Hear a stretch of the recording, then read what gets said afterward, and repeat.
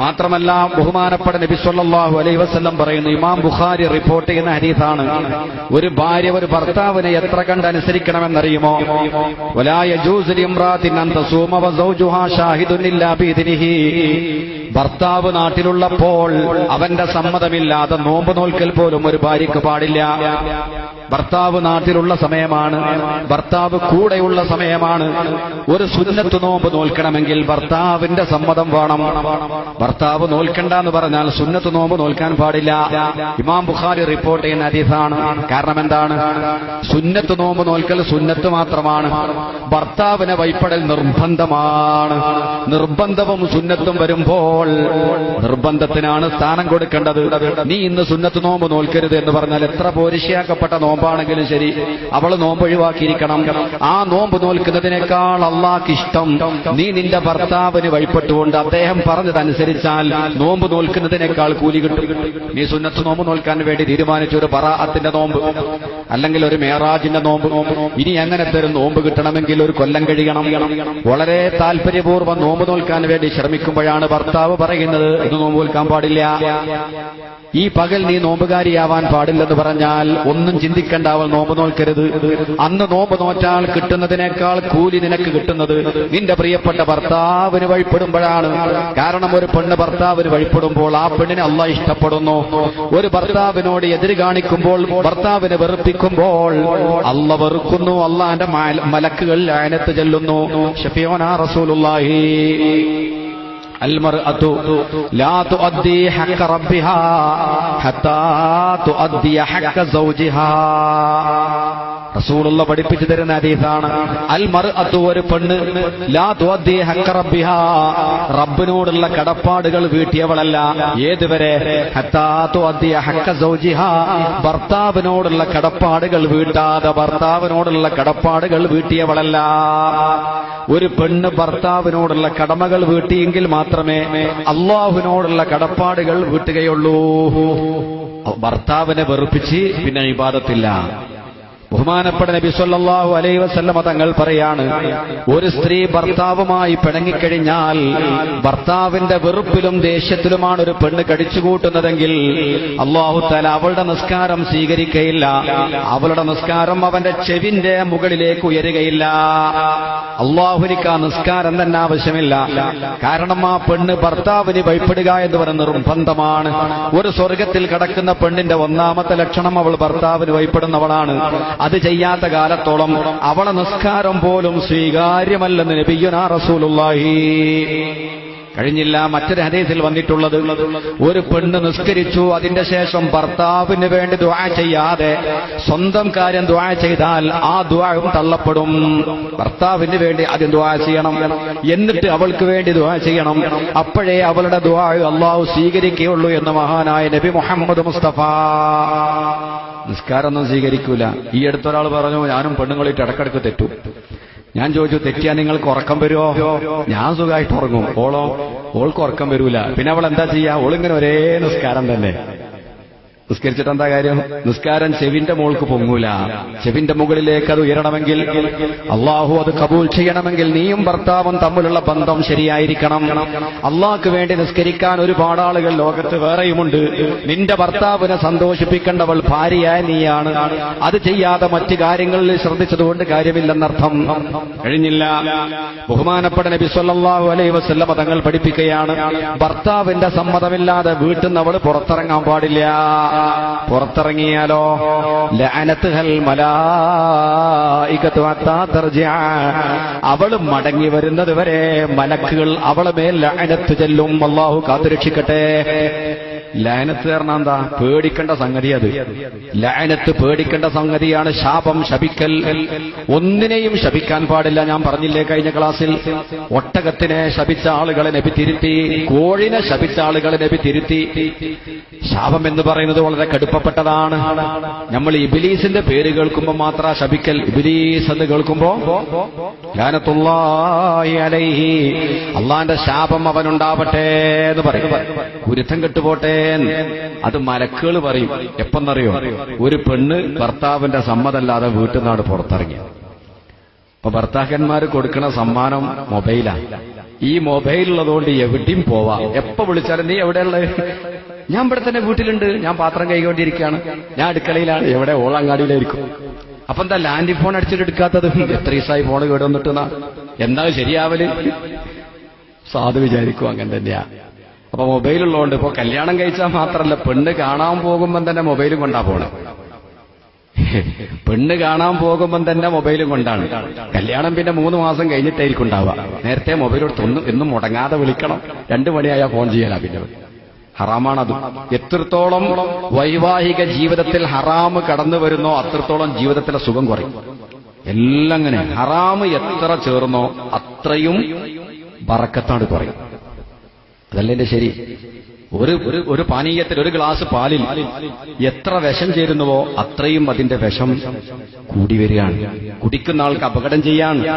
എന്നതുപോലെ നല്ല കാര്യങ്ങളിൽ എത്ര അനാവശ്യങ്ങൾ കയറി വരുന്നുവോ അത്രത്തോളം അതിന്റെ ബറക്കത്ത് കുറഞ്ഞ് വിഷം കൂടിയതാകും. ഒരു കല്യാണം നടക്കുമ്പോ കല്യാണത്തിൽ ദൂർത്ത്, ദുർവ്യയം, ഗാനമേള തുടങ്ങിയിട്ടുള്ള അനാവശ്യങ്ങൾ ഇങ്ങനെ കടന്നു വരുമ്പോൾ എവിടെയാ സുഖം കുറയുന്നത്? ആ ദമ്പതികൾക്കിടയിൽ. ആ ദമ്പതികളുടെ സുഖസുന്ദരമായ ജീവിതത്തിന് കുഴപ്പമുണ്ടാകുന്നത് അതിൽ ഹറാമുകൾ കൂടിച്ചേരുമ്പോൾ പാലിൽ വിഷം ചേരുന്നത് പോലെ എത്ര അളവിലാണോ വിഷം ചേരുന്നത് അത്രയും അതിന്റെ മാരകമായ ഭവിഷ്യത്ത് നമ്മൾ അനുഭവിക്കേണ്ടി വരും. അള്ളാഹു കാത്തുരക്ഷിക്കട്ടെ. വളരെ ശ്രദ്ധിച്ച് കൈകാര്യം ചെയ്യണതൊക്കെ. ബഹുമാനപ്പെട്ട നബി സല്ലല്ലാഹു അലൈഹി വസല്ലമ തങ്ങൾ പറഞ്ഞ ഹദീസ് ശ്രദ്ധിക്കണം. ഭർത്താവിന്റെ സമ്മതമല്ലാതെ വീട്ടിൽ നിന്ന് പുറത്തിറങ്ങിയാൽ മലക്കുകൾ അവളെ ശപിക്കുമെന്നാണ്. ആ സമയത്താണ് ആ പെണ്ണിനിക്ക് മരണം സംഭവിക്കുന്നതെങ്കിലോ മലായിക്കത്ത് ശപിച്ചുകൊണ്ടിരിക്കുമ്പോൾ മരണം സംഭവിച്ചാൽ സ്വർഗത്തിന്റെ ഫോട്ടം കണ്ടുകൊണ്ട് മരിക്കില്ല എന്നുറപ്പല്ലേ? മലക്കുകൾ സ്വർഗത്തിന്റെ ഫോട്ടോ ഇട്ട് അവരെ മലക്കുകൾ ശപിക്കല്ലേ? ഗുരുത്തം കെട്ടോള് നശിച്ചുപോട്ടെ എന്ന് പറയുന്ന സമയത്താണ് മരണം സംഭവിക്കുന്നതെങ്കിലോ ഏത് സമയത്തും മരണം സംഭവിക്കാലോ. ഈ അടുത്തൊരു മരണത്തിന്റെ കഥ ഞാൻ കേട്ടു. ഭാര്യയും ഭർത്താവും തമ്മിൽ സിറ്റ് ഔട്ടിലിരുന്ന് സംസാരിച്ചുകൊണ്ടിരിക്കുകയാണ്. നല്ല ആരോഗ്യമുള്ള ഭാര്യയും ഭർത്താവുമാണ്. അവർ സിറ്റ് ഔട്ടിൽ നിന്ന് സംസാരിച്ചുകൊണ്ടിരിക്കെ അസറിന്റെ ബാങ്ക് കൊടുത്തു. അപ്പൊ ഭാര്യ പറഞ്ഞു, ഞാൻ ചായ കൊണ്ടുവരാൻ, ചായ കുടിച്ചിട്ട് അസർ സ്കരിക്കാം. ബാങ്ക് കൊടുത്ത അസറാൻ കൊടുത്ത പണി മതിയാക്കാനായി, ചായ കുടിക്കാനായി, ഇങ്ങനെ 1-2 ചിന്ത നമുക്ക് ആദ്യം വരുമല്ലോ. അങ്ങനെ ഒരുമിച്ചിരുന്ന് വർത്തമാനം പറയുന്നതിനിടയിൽ ഭാര്യ ചായ എടുക്കാൻ വേണ്ടി പോവുകയാണ്. അസർ നിസ്കാരത്തിന് മുമ്പ് ഭർത്താവിന് ചായ കൊടുക്കാൻ. പക്ഷേ ചായ വരുന്നത് കാണുന്നില്ല. അല്പസമയം കാത്തിരുന്ന ഭർത്താവ് അടുക്കളയിലേക്ക് ചെന്ന് നോക്കുമ്പോൾ അവൾ വീണ് മരിച്ചു കിടക്കുന്ന രംഗം പ്രിയപ്പെട്ട ഭർത്താവ് കാണുകയാണ്. അയാൾ അറിഞ്ഞിട്ടില്ല ഇതാ മരണം. അപ്പൊ വീട്ടിൽ നിന്നാണ് പുറത്തിറങ്ങുന്ന സമയത്താണ് ആ മൗത്തിന് വരുന്നതെങ്കിൽ എന്താ കഥ? മലക്കുകൾ ശപിക്കുന്ന സമയമാണ്. അതുകൊണ്ട് എത്ര കണ്ട് ഭയപ്പെട്ടിരുന്നു ഇതറിയുന്ന പെണ്ണുങ്ങളെന്നറിയുമോ? മുൻഗാമികളായ മഹദികൾ വലിയ പേടിയായിരുന്നു. അള്ളാന്റെ റസൂലിന്റെ കാലത്തൊരു സ്വാലിഹത്തായ പെണ്ണ്, അവളുടെ ഭർത്താവും കുടുംബവും ഒരു വീട്ടിൽ താമസിക്കുന്നു. ഭർത്താവ് കച്ചവടത്തിന് പോകുന്ന സന്ദർഭത്തിൽ എന്തോ കാരണവശാൽ ഒരു കർശനമായ നിയമം പാസാക്കി. എന്താ കർശന നിയമം? മാളിക മുകളിൽ നിന്ന് താഴെ ഇറങ്ങാൻ പാടില്ല. ഞാൻ പറയാതെ കോണിമക്കിട്ട് ഇറങ്ങാൻ പാടില്ല. മുകളിൽ കഴിഞ്ഞോളാം, എല്ലാ സൗകര്യവും മുകളിലുണ്ട്. താഴത്തെ ഫ്ലോറിലേക്ക് ഇറങ്ങി വരാൻ പാടില്ല. ഭർത്താവ് പോയി. സംഗതി വലിയ കൊടുക്കാനുള്ളത്. മാളികയുടെ മുകളിൽ നിന്ന് താഴെ ഇറങ്ങാൻ പാടില്ല എന്ന് പറഞ്ഞാൽ ഇറങ്ങാൻ പറ്റൂല തന്നെ. ഞാൻ പറയാതെ ഇറങ്ങരുത്. ഭർത്താവ് അങ്ങനെ പറഞ്ഞു പോയാൽ ഭാര്യ അനുസരിച്ചേ പറ്റൂ. എന്തിനാണ് അദ്ദേഹം അങ്ങനെ പറഞ്ഞത് എന്നൊന്നും ഹദീസിൽ കാണുന്നില്ല. ചിലപ്പോ നമ്മൾ പെണ്ണുങ്ങളോട് പറയും, ഈ ഒരു കാര്യം വേണം, ഞാൻ ഇവിടുന്ന് പോയാൽ ഈ പടി പുറത്തിറങ്ങാൻ പാടില്ല, ഈ 4 മതിലിന്റെ ഉള്ളിൽ പുറത്തിറങ്ങാം. എന്തിനാ അങ്ങനെ നമ്മൾ പറയലും? ചില പെണ്ണുങ്ങളുണ്ടാവും എല്ലാ വാതിൽക്കലും ചെന്ന് എല്ലാ വാർത്തകളും ശേഖരിക്കും. ഇവരൊക്കെയാണ് ചാനലിന്റെ ആളുകളാക്കേണ്ട ആ ജാതി പെണ്ണുങ്ങൾ. ബഷീറോ അയാൾ 2 മാസമായില്ലേ പിണങ്ങിപ്പോയിട്ട്? ആയിഷാന്റെ കഥ എന്താ? ഓളെ ഭർത്താവിന് കഴിഞ്ഞ ആഴ്ച അടിയിട്ടില്ലേ? ഈ നിലക്ക് എല്ലാ കഥകളും വിലയിരുത്തുന്നുണ്ടാവും. ഒരു ആകാശവാണി പാത്തുമ്മ എന്ന് വേണമെങ്കിൽ പറയാം. ഓളുണ്ടെങ്കിൽ പിന്നെ വേറെ റേഡിയോനൊന്നും വേണ്ട. ആ പ്രാദേശിക വാർത്തകളൊക്കെ ഇവളിങ്ങനെ കൈകാര്യം ചെയ്തോ. ചില സ്വഭാവമാണ്. അതുകൊണ്ടാവണം നമ്മൾ പറയും പുറത്തിറങ്ങരുത്, അല്ലേ? അങ്ങനെ എന്തെങ്കിലും പ്രശ്നം ഉണ്ടാകുമ്പോൾ ആ കർശന നിയമം. ചിലപ്പോൾ പരീക്ഷണാർത്ഥം പറയും ഓളാ പുറത്തിറങ്ങോ ഇല്ലേന്ന് അറിയണം. അല്ലെങ്കിൽ എന്തെങ്കിലും ഒരു കാരണം ഉണ്ടാക്കും. ഒരു കാരണം ഉണ്ടാക്കലാണ്. അനുജത്തിന്റെ കല്യാണം നടക്കുമ്പോൾ ഏട്ടൻ പുതിയാപ്പോൾ എന്തെങ്കിലും കുഴപ്പമുണ്ടാക്കും. എന്താ കാരണം? ഇതിന് കുറച്ച് പൈസക്ക് ചെലവുണ്ടാവും. അപ്പോൾ പറയാം, അന്ന് തരാനുള്ള 2.5 പവൻ കിട്ടിയിട്ടില്ല, അന്നൊരു കാപ്പാവാൻ കുറവുണ്ടായിരുന്നു, അതിന്റെ പുതിയാപ്പാളിനെ സൽക്കരിച്ചിട്ടില്ല, ഞാൻ വരില്ല. ഓന് പറഞ്ഞില്ലെങ്കിലേ അത്ഭുതമുള്ളൂ. കാരണം ഇത് അല്ലെങ്കിൽ തന്നെ ടെൻഷനായി എങ്ങനെങ്കിലും ഈ കുട്ടിന്റെ കല്യാണം മറ്റേ കടം തന്നെ വീടിയിട്ടില്ല.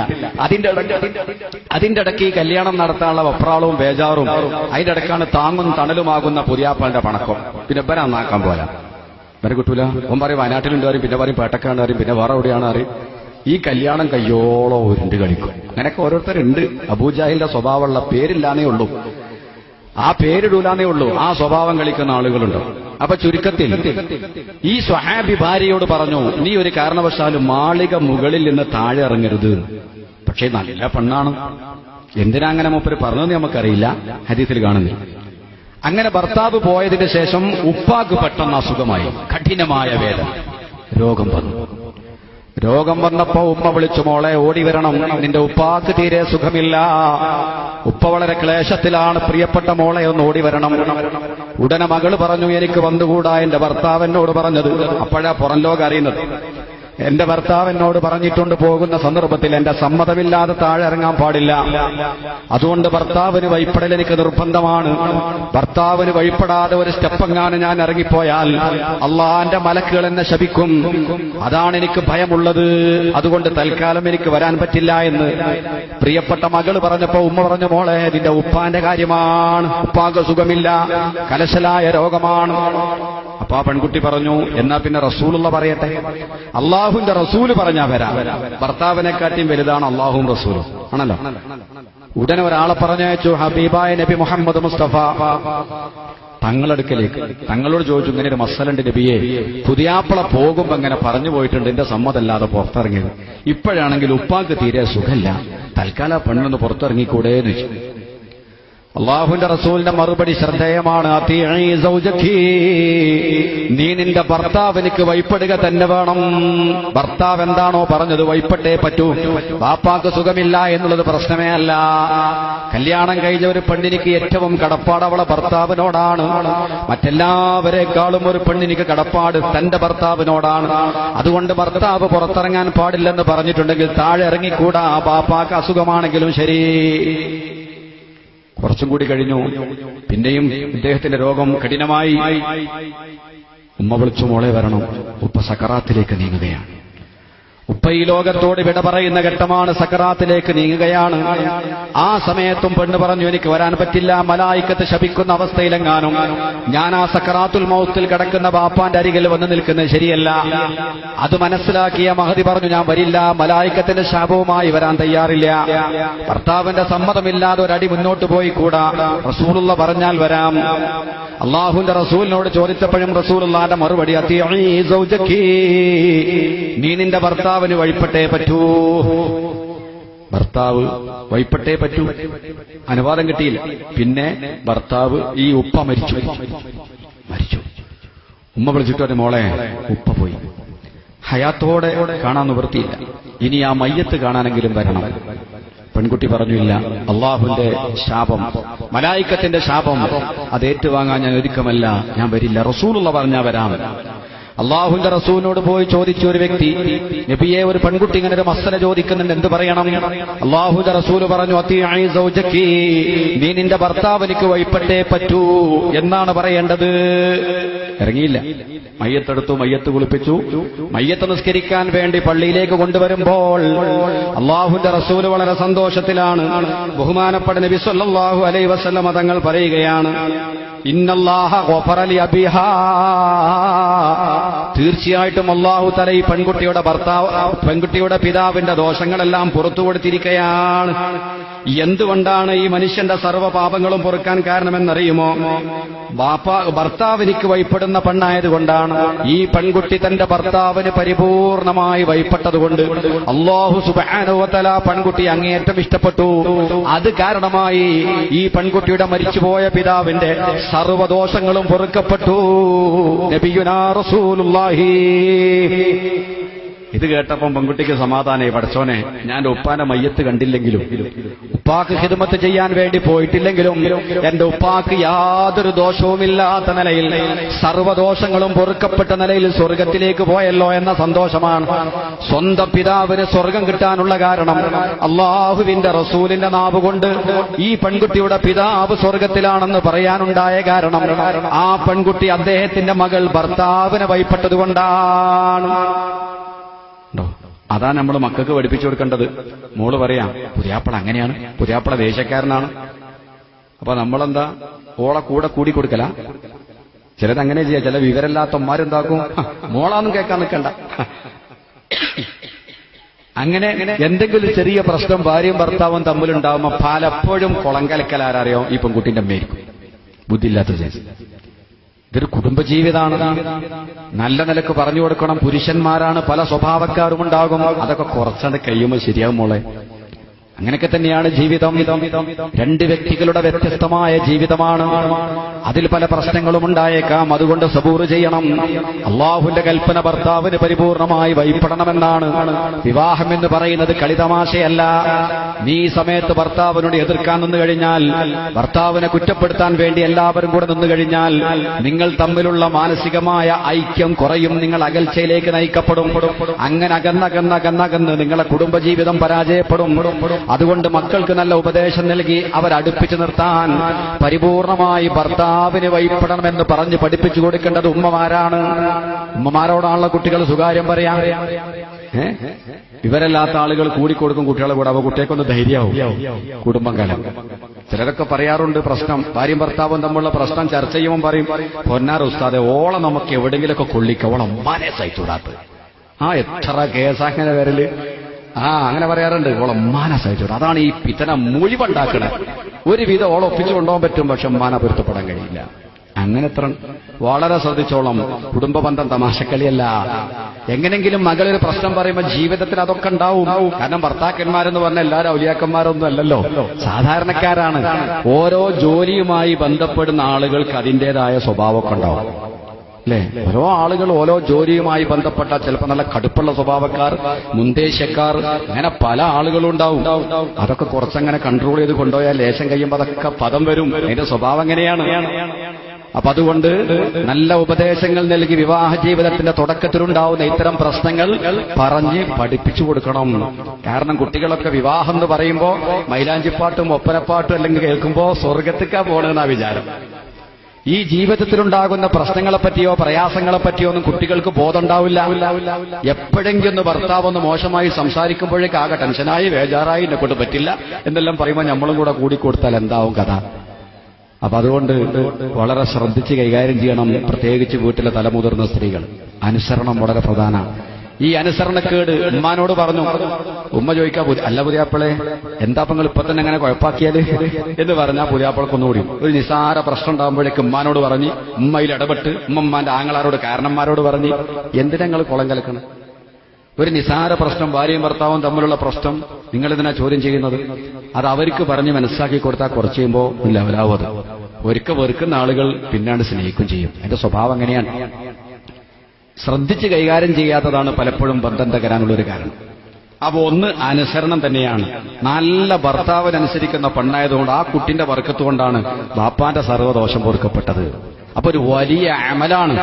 നിങ്ങളെ ദോഷം പൊറുക്കപ്പെടാനല്ല, നിങ്ങളെ മാതാപിതാക്കളെ ദോഷം പൊറുക്കാൻ വരെ കാരണമാണ് നിങ്ങൾ നിങ്ങളെ ഭർത്താവിന് പരിപൂർണമായി അനുസരിച്ചാൽ. സംഗതി ഇവിടെ പ്രയാസമുണ്ട്. ബാപ്പാക്ക് സുഖമില്ല എന്ന് പറഞ്ഞപ്പോ ഇറങ്ങിപ്പോവാൻ പറ്റാത്ത വിഷമുണ്ട്. ബാപ്പ മരിച്ചിട്ട് പോലും താഴെ ഇറങ്ങാൻ പറ്റാത്ത വിഷമുണ്ട്. അതൊക്കെ ഒരു പെണ്ണ് സഹിച്ചപ്പോൾ നോക്കൂ, സ്വന്തം പിതാവിന്റെ ദോഷം പൊറുക്കാൻ പോലും ഇങ്ങനത്തെ ഒരു പെൺകുട്ടിക്ക് ജന്മം നൽകിയതിന്റെ ഒരൊറ്റ കാരണം കൊണ്ട് പിതാവിന്റെ ദോഷം പൊറുക്കപ്പെടാൻ അത് കാരണമായി എന്ന് വരുമ്പോൾ എത്ര വലിയ പ്രതിഫലം കിട്ടുന്ന അമലാണ് ഭർത്താവിലേക്ക് വൈപ്പെടുക എന്ന് പറഞ്ഞാൽ. ബഹുമാനപ്പെട്ട നബി സല്ലല്ലാഹു അലൈഹി വസല്ലമ തങ്ങൾ പറയുന്ന ഒരു ഹദീസിൽ കാണാം, അൽ മർഅതു ഇദാ സ്വല്ലത്ത് ഖംസഹാ വസ്വാമത് ശഹ്റഹാ വഅഹ്സനത് ഫർജഹാ വഅതാഅത് ബഅലഹാ ഫൽതദ്ഖുൽ മിൻ അയ്യി അബ്വാബിൽ ജന്നതി ശാഅത്. അല്ലാഹുവിന്റെ റസൂൽ പറയുകയാണ്, അൽ മർഅതു, ഒരു പെണ്ണിദാ സ്വല്ലത്ത് ഖംസഹാ, അവളുടെ 5 നേരത്തെ നിസ്കാരം കൃത്യമായി നിർവഹിച്ചാൽ, ഒരു പെണ്ണ് പുരുഷന്മാരെ പോലെ ഇബാദത്ത് ചെയ്യാൻ ചിലപ്പോൾ സാധിക്കണമെന്നില്ല. അതുകൊണ്ട് ഫർളാക്കപ്പെട്ട നിസ്കാരം കൃത്യമായി നിർവഹിച്ചു. സ്വാമത്ത് ഷഹ്റഹ, അവൾക്ക് നിർബന്ധമായ റമളാൻ മാസത്തിലുള്ള നോമ്പ് നോറ്റ്. അഹ്സനത്ത് ഫർജഹ, അവളുടെ ഗുഹ്യസ്ഥാനം കാത്തു സൂക്ഷിച്ചു, അവളെ ശരീരം കാത്തു സൂക്ഷിച്ചു. അതാഅത്ത് ബഅലഹ, ഭർത്താവിനിക്ക് നല്ലപോലെ വഴിപ്പെട്ടു. ഈ 4 ലക്ഷണങ്ങൾ ഒരു പെണ്ണിനിക്കുണ്ടായാൽ നാളെ സ്വർഗത്തിൽ വരുമ്പോൾ അവളോട് പറയും, ഇഷ്ടമുള്ള കവാടത്തിലൂടെ സ്വർഗത്തിലേക്ക് പ്രവേശിച്ചു കൊള്ളുക. വലിയ ആബിദീങ്ങളോട് പറയുന്ന, വലിയ അള്ളാഹ്ക്ക് വേണ്ടി ഒരുപാട് സൽക്കർമ്മങ്ങൾ ചെയ്യുന്ന ആളുകളോട് പറയുന്ന വാക്കാണത്. സ്വർഗത്തിൽ കടക്കുക എന്നല്ല, ഇഷ്ടമുള്ള കവാടത്തിലൂടെ കടന്നോളൂ. ഏത് വാതിലൂടെ വന്നാലും സ്വാഗതമാണ്, സ്വീകരണമാണ്. അതിനൊരു പെണ്ണിനെ സംബന്ധിച്ചിടത്തോളം ഒരുപാട് പ്രതിസന്ധികൾ ഉള്ളതുകൊണ്ട് ഒരുപാട് അമലുകളൊന്നും ഒരു പക്ഷേ ചെയ്യാൻ കഴിയണമെന്നില്ല. അതുകൊണ്ട് 5 നേരം കൃത്യമായി നിസ്കരിക്കുകയും ഫർളാക്കപ്പെട്ട നോമ്പ് നോൽക്കുകയും തന്റെ ശരീരം അന്യ പുരുഷന്മാരെ തൊട്ട് കാത്തു സൂക്ഷിക്കുകയും ഭർത്താവിനിക്ക് വഴിപ്പെടുകയും ഈ 4 കാര്യങ്ങൾ ചെയ്താൽ തന്നെ സ്ത്രീകൾക്ക് ഉയർന്ന ദറജ കിട്ടും. നാളെ പരലോകത്തെത്തിക്കഴിഞ്ഞാൽ ഇഷ്ടമുള്ള കവാടത്തിലൂടെ സ്വർഗത്തിൽ കയറിക്കൊള്ളുക എന്നവളോട് പറയുമെന്ന് നബി മുഹമ്മദ് മുസ്തഫ.